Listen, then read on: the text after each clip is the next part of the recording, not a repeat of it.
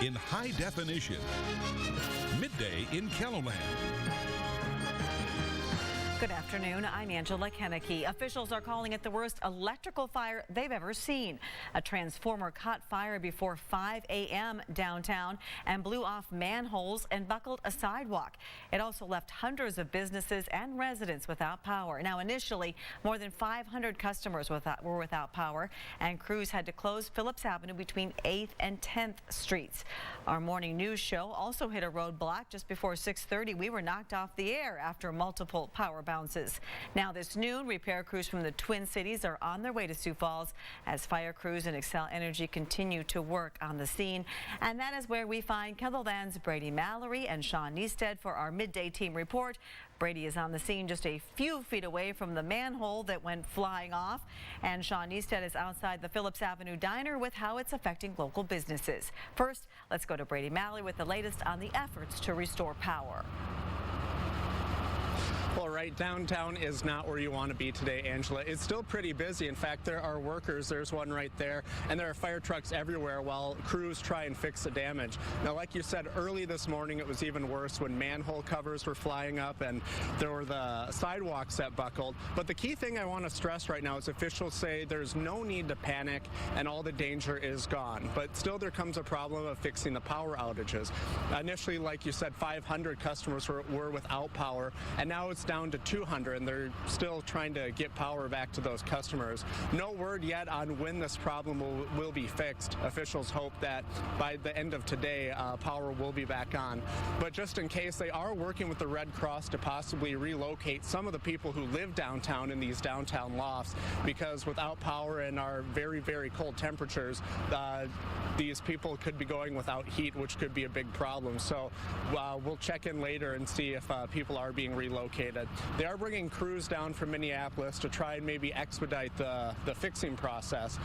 Earlier, a news conference was given by Mayor Mike Huther and Fire Chief Jim Sedaris and Jim Wilcox with Xcel Energy, and they say you know, this is really a strange event that's taking place downtown. And Jim Sedaris had this to say. We are looking now at a possibility of doing relocation of people that live in the lofts in Sioux Falls and some of the apartments that are in this area to find housing for them depending on how the weather is and if they do have any power.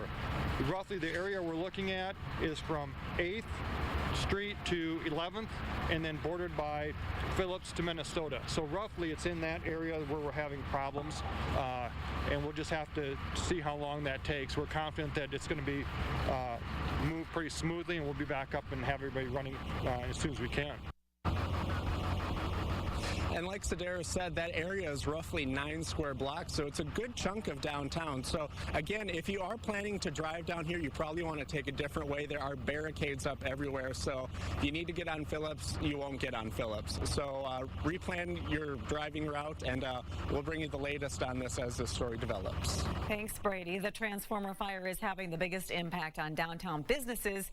KELOLAND's Sean Niestead continues our team coverage with how businesses are coping with this lack of power. Well, Angela, as you know, on a Friday afternoon over the noon hour, businesses in the downtown area would typically be quite busy, especially the Phillips Avenue Diner where many people would stop for a warm meal. But today the business is cold and empty. That's because they're closed. Now, this morning the employees were busy all through the morning looking for ways to minimize their losses from this extended outage. Now, losing business for any length of time is bad enough, so they say they're doing all that they can to also keep their food from spoiling.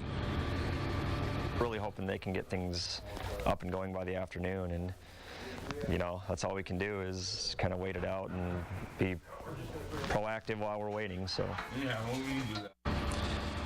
Now, the Phillips Avenue Diner and Minerva's say that they have been working together. They're trying to bring in refrigerated trucks and freezers in an effort to store their food and keep it at the optimum temperature, because in the restaurant business, temperature is everything when it comes to the food. Now, they think they'll be able to get those trucks in here at some point to make sure that they save all of their food.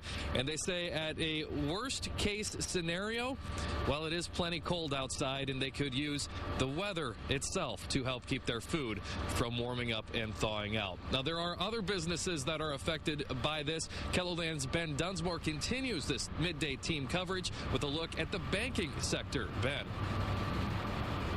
Well, Sean, I'm just about a block north of where you're at here, kind of in the heart of where this is all happening and where crews are working on this problem. And it's kind of right in the center of where several banks are downtown here. Well, right behind me is the First Dakota National Bank. We know that they are closed for today. If we could pan over here, Wells Fargo is also closed for the day. First Dakota National Bank is behind there, and then First National Bank is across the street. All three banks are closed.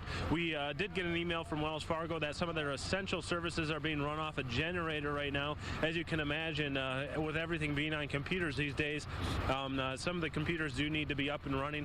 So there is a generator supplying some power to some of these different banks downtown, but several major banks like this Wells Fargo building right here in the center of it all. It's not just a bank, a branch bank where you can do your personal banking.